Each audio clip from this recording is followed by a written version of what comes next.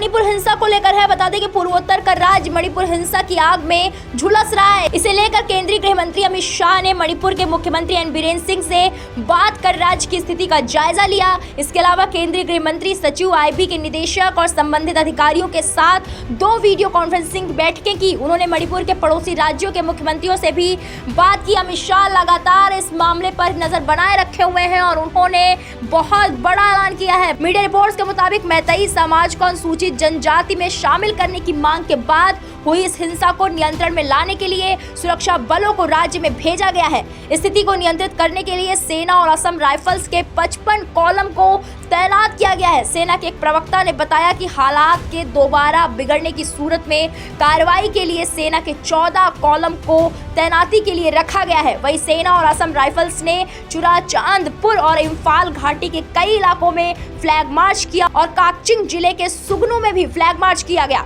मणिपुर में स्थिति की निगरानी कर रहे केंद्र ने रैपिड एक्शन फोर्स यानी कि आरएएफ की कई टीमों को भी भेजा है। मीडिया रिपोर्ट्स में दावा किया जा रहा है कि आरएएफ की टीम शाम को इम्फाल हवाई अड्डे पर उतरी है।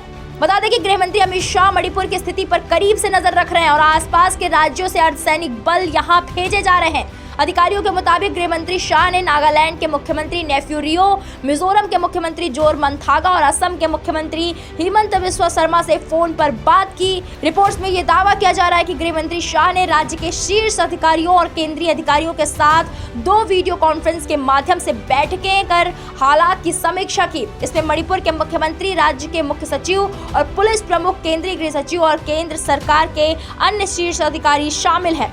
मणिपुर में आदिवासियों और बहुसंख्यक मैतेई समुदाय के बीच हिंसा भड़कने के बाद स्थिति को नियंत्रित करने के लिए राज्य सरकार ने गंभीर स्थिति में देखते ही गोली मारने का आदेश जारी किया है। राज्यपाल की ओर से जारी आदेश में कहा गया है कि समझाने और चेतावनी के बावजूद स्थिति काबू में नहीं आने पर देखते ही गोली मारने की कार्रवाई की जा सकती है।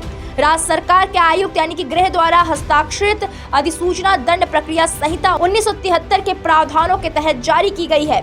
हिंसा की वजह से 9000 से अधिक लोग विस्थापित हो गए हैं। बता दें कि राज्य की आबादी में 53% हिस्से वाले गैर आदिवासी मैतेई समुदाय के अनुसूचित जनजाति के दर्जे की मांग के खिलाफ चुराचांदपुर जिले के तोरबंग इलाके में all tribal student union Manipur के बुलाए गए आदिवासी एकजुटता मार्च के दौरान हिंसा भड़क गई थी। नगा और कुकी आदिवासियों के इस मार्च में भड़की हिंसा ने रात में गंभीर रूप ले लिया था। पुलिस अधिकारी के मुताबिक स्थिति को देखते हुए गैर आदिवासी बहुल इम्फाल पश्चिम, काकचिंग, थौबल, जिरीबाम और विष्णुपुर जिलों और आदिवासी बहुल चुराचांदपुर, कांगपोकपी और तैंग नौपाल जिलों में कर्फ्यू लगा दिया गया है। कर्फ्यू लगाने संबंधी अलग अलग आदेश 8 जिलों के प्रशासन ने जारी किए हैं। गृह विभाग के एक आदेश में कहा गया है कि शांति और सार्वजनिक व्यवस्था को बरकरार रखने के लिए तत्काल प्रभाव से 5 दिनों के लिए इंटरनेट सेवाओं को निलंबित कर दिया गया है। पूरे राज्य में मोबाइल इंटरनेट सेवाएं भी निलंबित हैं।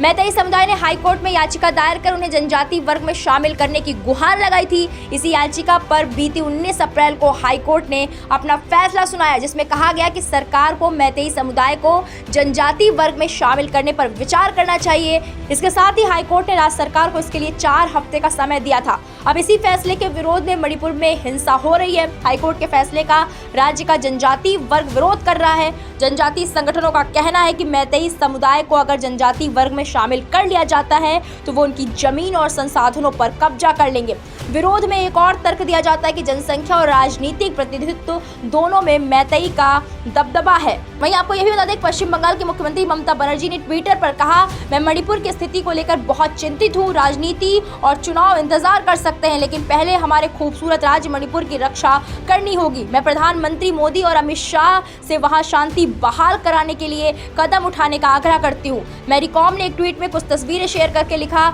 मेरा राज्य जल रहा है, कृपया प्रधानमंत्री नरेंद्र मोदी, गृह मंत्री अमित शाह, रक्षा मंत्री राजनाथ सिंह मदद करें। मीडिया रिपोर्ट्स के मुताबिक मैरी कॉम ने कहा, मैं राज्य और केंद्र सरकार से स्थिति के लिए कदम उठाने और राज्य में शांति और सुरक्षा बनाए रखने की अपील करती हूँ। ये दुर्भाग्यपूर्ण है कि इस हिंसा में कुछ लोगों ने अपने परिवार के सदस्यों को खो दिया। ये हालात जल्द से जल्द सामान्य होना चाहिए। वीके न्यूज, राष्ट्र के नाम।